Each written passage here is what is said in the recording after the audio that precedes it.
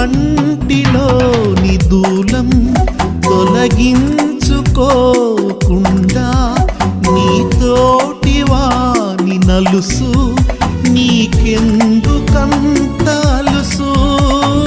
కంటిలోని దూలం తొలగించుకోకుండా నీతోటి వాని నలుసు నీకెందుకంత అలుసు.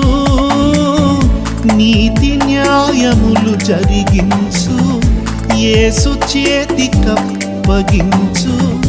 ఎవని బ్రతుకుకు వాడే లెక్క అప్పగించాలి.